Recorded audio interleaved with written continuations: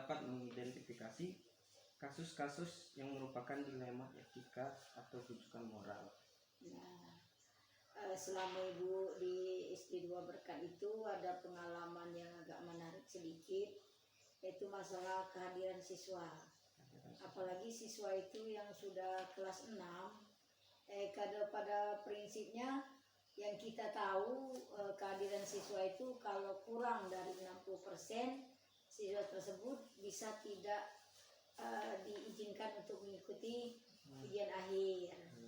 Tapi di sisi lain, di sisi kemanusiaan, karena kita paham dengan latar belakang si anak tadi, karena dia broken home, mungkin karena dari broken home itu jadi anak itu pindah ikut ayahnya, jadi jarak tempuh dari rumah ke sekolah itu sangat jauh.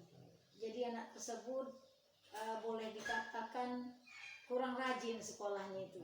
Kadang-kadang sekolah, kadang tidak. Pas ditanya, ditanyai itu alasannya tidak ada kendaraan, tidak ada yang ngantar.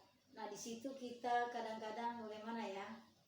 Kalau kita menegakkan aturan yang sebenarnya, anak tersebut tidak bisa mengikuti ujian untuk menamatkan kelas 6. Tetapi di segi kemanusiaan, karena kita lihat latar belakang si anak tersebut, jadi kita bisa mengambil kebijakan. Karena anak ini sudah kelas 6, usianya sudah dianggap bisa dikatakan untuk tamat dari SD, jadi dengan kebijakan dan kita melalui rapat dewan guru, kita ambillah keputusan bersama bahwa anak ini kita perbolehkan untuk mengikuti ujian akhir. Gitu ya Bu. Iya. Selanjutnya bagaimana Ibu menjalankan pengambilan keputusan di sekolah, terutama untuk kasus-kasus di mana ada dua kepentingan yang sama-sama benar di sini Bu, atau sama-sama mengandung nilai kebajikan? Gimana keputusan Ibu? Kalau secara pribadi kadang-kadang kita kalau menurutkan emosi misalnya kan, mau menegakkan memang prinsip itu yang benar secara subjektif itu kadang-kadang memang ya. Tapi dengan adanya rapat dewan guru, kita ambil suara terbanyak dengan pertimbangan-pertimbangan sehingga kita dapat mengambil jalan tengah. Di sisi lain sekolah tidak dirugikan dan anak juga tidak terbengkalai atau tidak dirugikan. Selanjutnya Bu, langkah-langkah atau prosedur seperti apa yang biasa Ibu lakukan selama ini untuk mengambil keputusan tadi? Kalau misalnya seperti kasus anak yang pertama tadi, yang banyak tidak sekolah, kita adakan pendekatan dulu dengan si anak. Pertama kita tanya, apa sih penyebab sekali sekolah sekali tidak itu apa yang ininya. Terus setelah dengan anak kita yang bernasihat, kita kasih beberapa ini masih kurang ada kemajuan, akhirnya kita memanggil orang tua untuk konsultasi bagaimana caranya si anak ini biar rajin belajar, melok sekolah terus sehingga anak tersebut tidak ketinggalan pelajaran. Oke. Selanjutnya Bu, hal-hal apa saja selama ini yang Ibu anggap efektif dalam mengambil keputusan pada kasus-kasus dilema etika? Ya, kalau tadi dengan musyawarah mufakat, rapat dewan guru, dia ambil suara terbanyak dan kita mempertimbangkan beberapa kebijakan. Oke. Terus Bu, selanjutnya hal-hal apa saja yang selama ini merupakan menjadi tantangan Ibu dalam mengambil keputusan pada kasus-kasus dilema etika Bu? Biasanya kan ada tantangan. Benar. Kadang-kadang itu dari segi pendidik dan segi peserta didik juga ada. Kalau dari peserta didik kadang-kadang kurang kesadaran mereka itu sebagai pelajar. Karena mungkin pengaruh dari suatu lingkungan. Contohnya misalnya ada saja anak itu sering datang terlambat, tidak tepat waktu. Terus sama seperti gurunya juga peserta didik, mungkin karena jarak tempuh itu agak jauh, jadi ya masih tidak terlalu disiplin, istilahnya masih ada keterlambatan dari jam jadwal yang kita tentukan untuk masuk sekolah itu. Oke. Selanjutnya itu apakah ibu memiliki sebuah tata kelola atau jadwal tertentu dalam sebuah penyelesaian kasus dilema etika? Terus apakah ibu langsung menyelesaikannya di tempat atau memiliki sebuah jadwal untuk menyelesaikannya? Bentuk atau prosedur seperti apa yang ibu jalankan? Kalau misalnya jadwal tertentu itu tidak ada. Yang jelas kita melihat situasi dan kondisi pada saat itu. Kalau masalah itu perlu dituntaskan saat itu juga kita tuntaskan. Tapi kalau misalnya masalah itu tidak terlalu menuntut penyelesaian mendesak, ya kita lihat situasi dan kondisi. Apakah ini bisa kalau kita ambil secara langsung bisa ada dampaknya tidak? Kalau kita langsung misalnya Berarti bakal ada, berdampak. iya, berarti ada jangka pendek dan jangka panjang. Iya, ya, ada Bu? jangka pendek, ada jangka panjang. Terus adakah seseorang atau faktor-faktor apa yang selama ini yang mempermudah atau membantu ibu dalam mengambil keputusan dalam kasus-kasus dilema etika? Ya, faktor-faktornya kan bisa saja dari antara guru dan peserta didik itulah, ya. Berarti seseorangnya itu antara guru dan peserta didik, Bu, ya? Iya. Oke. Terus lanjut, Bu, yang terakhir, dari semua hal yang telah disampaikan, pembelajaran apa yang dapat ibu petik dari pengalaman ibu untuk mengambil keputusan dilema etika ini?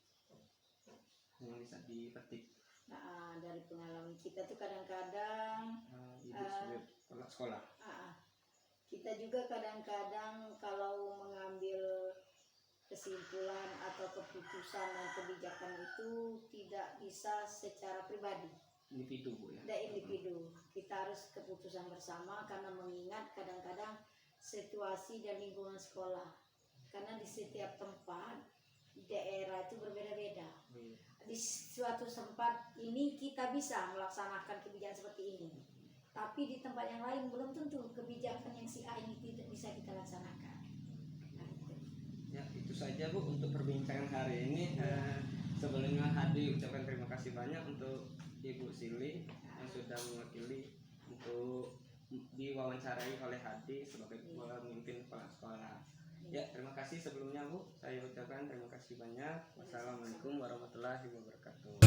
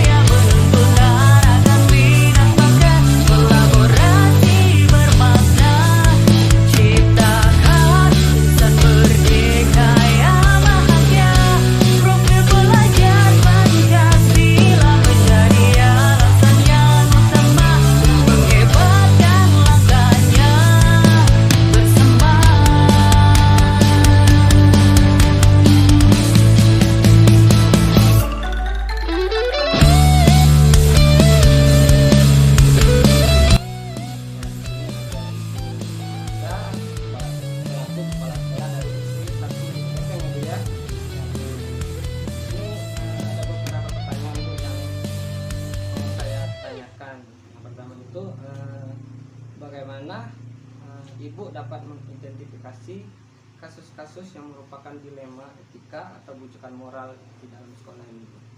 Baik, terima kasih. Dengan cara menggali laporan, informasi, dan kolaborasi antar guru. Untuk itu,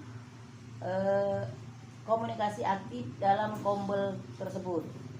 Jadi dalam kombel ya, Bu ya? Ya, Selama ini bagaimana Ibu menjalankan pengambilan keputusan di sekolah Ibu? Terutama untuk kasus-kasus di mana ada dua kepentingan yang sama-sama benar atau sama-sama mengandung nilai kebajikan. terutama dengan cara musyawarah antar guru dan wali kelas. Wali kelas atau Musyawarah ya, Bu ya? sekolah. Ya, intinya musyawarah. Iya. Terus langkah-langkah atau prosedur seperti apa yang biasa Ibu lakukan untuk yang selama ini Ibu terapkan? Yang pertama-tama kita cari dulu akar permasalahan atau penyebab kasus tersebut. Kemudian yang harus kita tangani itu apa, lebih baik ya, kita lihat dulu apakah kasus tersebut jangkanya jangka panjang atau jangka pendek. Kalau jangka panjang tentu memakan waktu. Kemudian untuk jangka pendek kita harus selesaikan pada waktu itu juga atau saat itu juga. Iya, itu ya, Bu ya. Jadi selanjutnya itu hal-hal apa saja yang selama ini Ibu anggap efektif dalam pengambilan keputusan pada kasus-kasus dilema etika? Yang pertama kita adakan musyawarah dulu antar guru dan pengawas. Kemudian setelah kita rembakkan atau kita rundingkan baru kita pecahkan lagi di kombel sekolah. Ya, lanjut, Bu. Untuk hal-hal apa saja yang selama ini merupakan tantangan, Bu, dalam pengambilan keputusan pada kasus-kasus dilema etika, Bu? Tantangannya. Tantangannya yang pertama memang kadang-kadang beda pendapat antar guru dan wali siswa. Kemudian mungkin kurang miskomunikasi. Ini itu saja saya rasa kira-kira. Terus apakah Ibu memiliki sebuah jadwal tertentu, Bu, dalam sebuah penyelesaian kasus dilema etika? Saya rasa tidak ada. Apakah Ibu langsung menyelesaikannya di tempat atau memiliki jadwal untuk menyelesaikannya, apa bentuk prosedur seperti apa yang dijalankan gitu, Bu? Ya, kita lihat dulu masalahnya. Yang jelas sesuai dengan situasi dan kondisi. Jika penyebab itu jangkanya jangka pendek atau jangka panjang, maka kita lihat jangka pendek kita bisa selesaikan dalam waktu itu, dan kemudian untuk jangka panjang kita bisa memakan waktu lebih dari 1 atau 2 hari. Untuk keesokan harinya, Bu, Iya. ya. Terus adakah seseorang atau faktor apa yang selama ini untuk mempermudah atau membantu Ibu dalam pengambilan keputusan dalam kasus-kasus dilema etika ini, Bu? Saya rasa tidak ada. Tidak ada ya, Bu? Iya. Dari semua hal yang telah disampaikan, pembelajaran apa yang dapat Ibu petik dari pengalaman Ibu untuk mengambil keputusan dilema etika ini sebagai kepala sekolah? Yang jelas di dalam mengambil keputusan bisa dengan cara individu, juga bisa dengan cara musyawarah atau mufakat tadi, melainkan harus diputuskan secara musyawarah yang jelas. Yang jelasnya itu Jadi harus nggak kita bisa pecahkan dengan musyawarah. satu belah pihak nggak bisa, Bu, ya? Tidak. Oke. Ya, itu saja, Bu, untuk wawancara hari ini. Sebelumnya Hadi ucapkan terima kasih banyak telah membantu Hadi untuk menyelesaikan LMS di Hadi. Sekian dan terima kasih. Ya, assalamualaikum warahmatullahi wabarakatuh. Waalaikumsalam. Bergerak, tergerak, menggerakkan dunia dalam